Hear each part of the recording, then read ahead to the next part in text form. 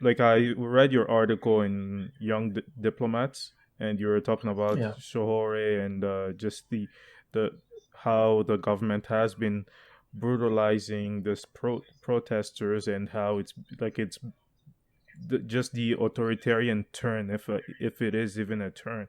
And I just want to Hmm. ask you: is this like, would you say that this this is like something that has gotten worse under Buhari, under President Buhari, or is is this a continual problem per se?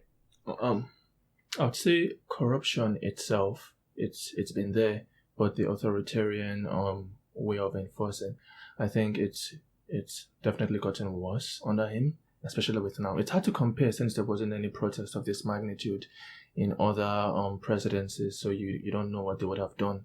But I do know the previous president have been a bit more democratic. The problem that comes with Buhari was a military personnel. He ruled in 1835. My parents were still like they were not even in university at that point, and now he's he's back again, and I'm in university. So he's and Mm-hmm. when he ruled, he gained power by a military coup. And so he has always had that. Even during his tenure, he had this thing called WAI.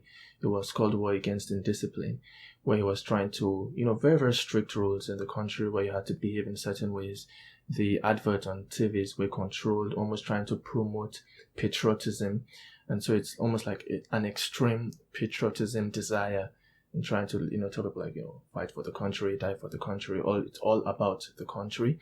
And so Buhari has been even what he's been doing now. I mean, he appeared before the news to discuss about what happened, and there was almost no regard given for the people who were, killed or who had lost their lives during the protest.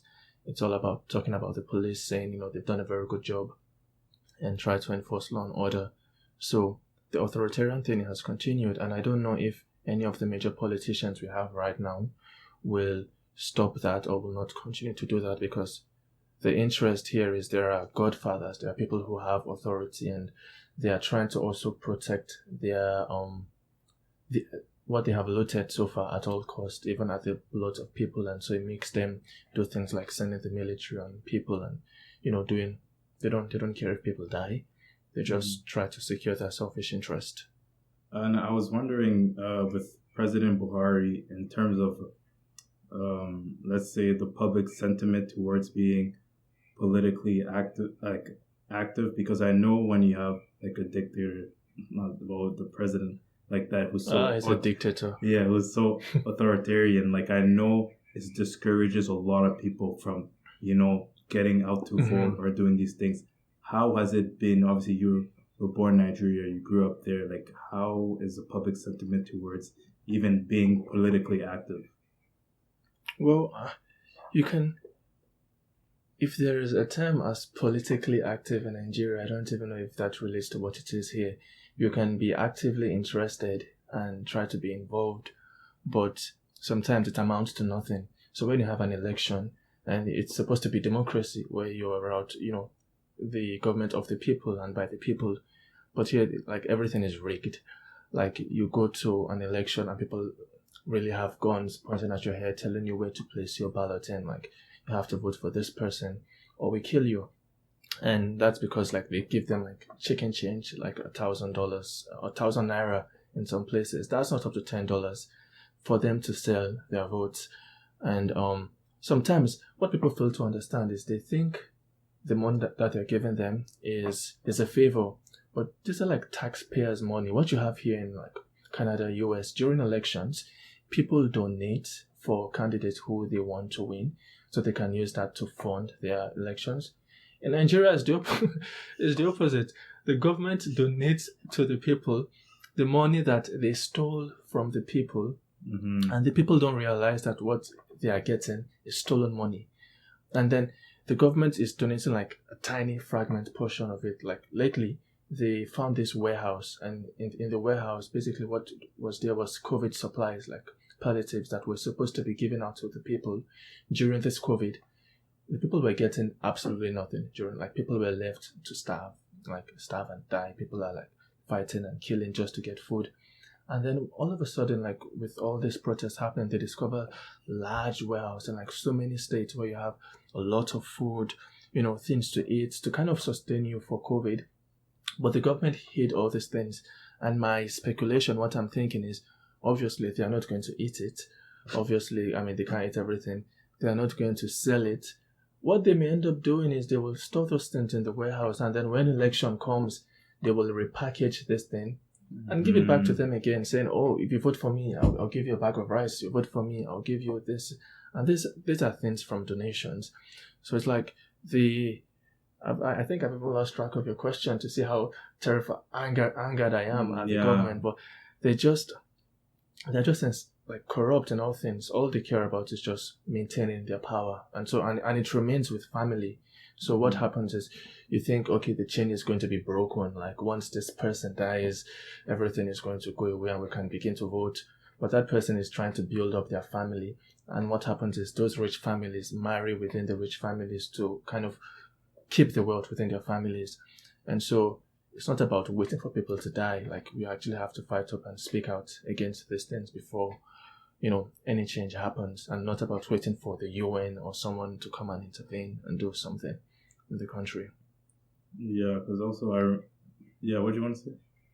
No, I just wanted to to get you to talk a little bit about the protests and some incidents that have happened, as you're talking about the president Buhari, who had, I believe, I don't know if you could, he addressed the nation and was talking about the protests, and he was criticized because he took quite a while before addressing the nation.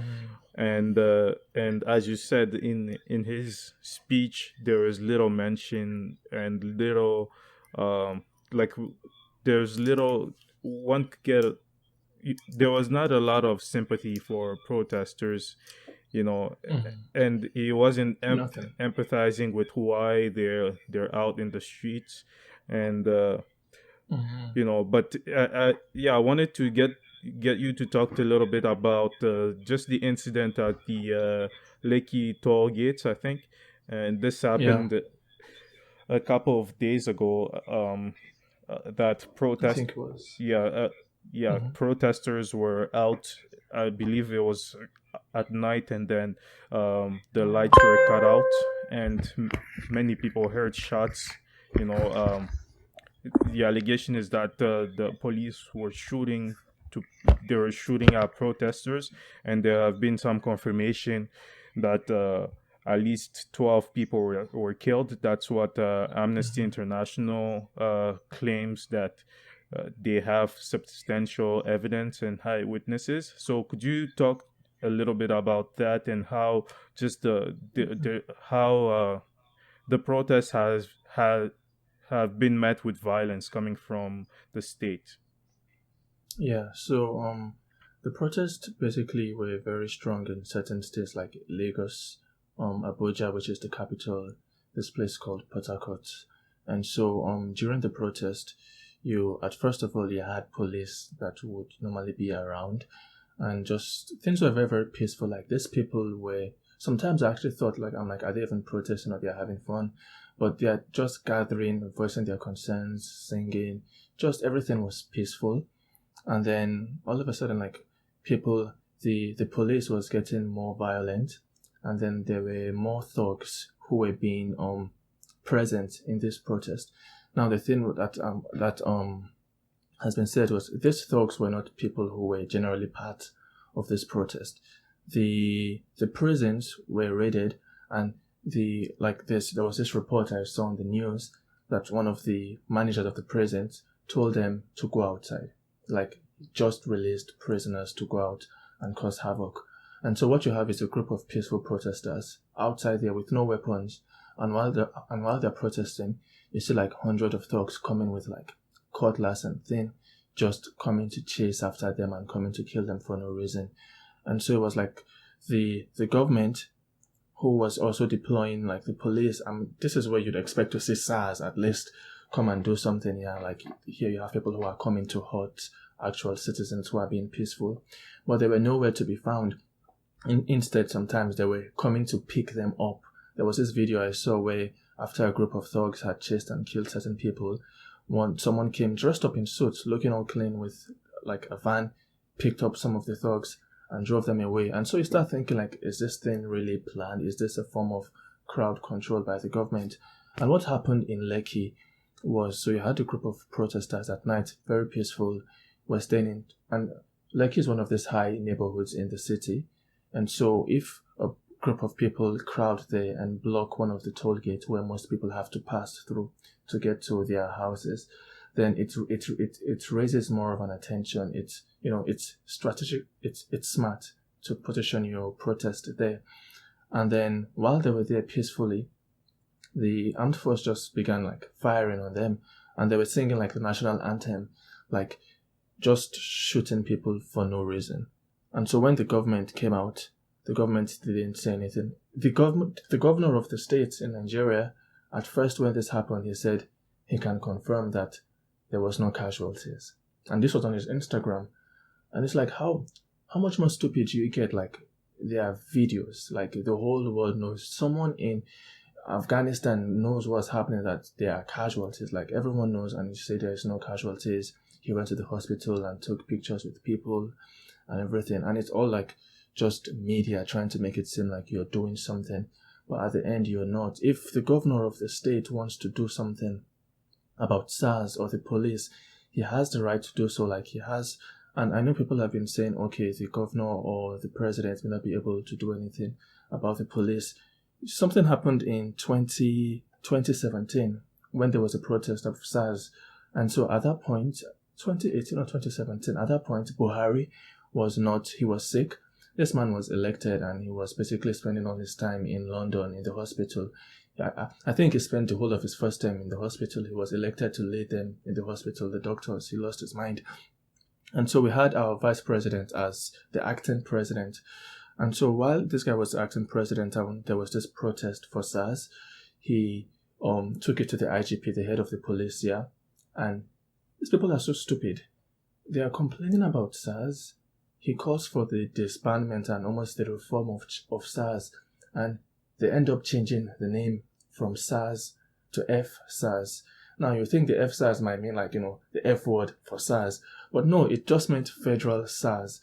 And I'm like, it's like changing from SARS to SWAT. They actually think we are all like illiterate in the country and like no one knows what's going on. And so he had the same group of people redeployed. And so there was still more protests going on. And then what happened by the IGP was that he changed the way SARS operated. So before, SARS was very centralized, where all of its operations was from the capital. And so he made it decentralized, where those state commissioners who I spoke about earlier on now had authority over the SARS region in their state. So a state commissioner in, let's say, for example, Lagos, he has control over what SARS does in his state. And so if under the government's advice, the governor of the state, the one who came out to say there was no killings, the government says, okay, and the governor is part of that council, also the Federal Police Council. If the governor says, okay, let's suspend SARS, let's keep SARS quiet, or if the president says that, then they can do that, but they were not doing that. They just left things to continue. Our president, right now, we don't even know if he's alive or if he's not. They've been saying he's like fake. He's Jubril. Even me, honestly, I don't know. I checked his fingerprints and I'm like, hey, man is looking different. Before I heard he was left-handed and now he's right-handed. And it took 2 weeks, like around 2 weeks when everything was at its max to come outside. I had a meeting that day. I remember it was around 2 p.m. He was talking, 7 p.m. in Nigeria, but 2 p.m. here in Canada. And I left my meeting to watch this, address. I thought he was going to speak for a couple of, minutes, at least give us an hour and address everything, explain your plan. This guy spoke for about 5 minutes and that was the end. And I think the problem is I don't think he understands English. I don't think he knows what's going on. I think someone in his office just writes down like a bunch of nonsense. They give it to him. He goes out there and he's like struggling with the English because the English too, he's struggling with it, even though that's the official language of the country. And when he was talking, he was like, he wants everyone to step down. They have heard the demands of the youth and what they have said. And He wants to thank the police for the work they've done. Nothing about the killings in Lekki. Nothing about the military's involvement in SARS. The military were present.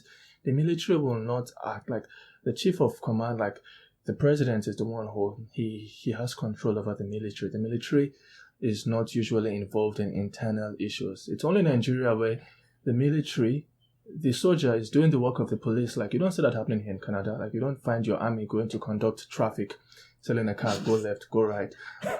But in Nigeria, it happens. I'm telling you. In Nigeria, the military will go and they have become the traffic lights, basically. They'll, tell cars go to come because they're trying to extort money. And he didn't speak about their involvement in SARS. Nothing about that. And he's just like, thank the police. No compassion for people who lost their lives. Didn't even try to empathize with the family. And so you start thinking, this man should be impeached. Like, he should be gone because we don't have a president.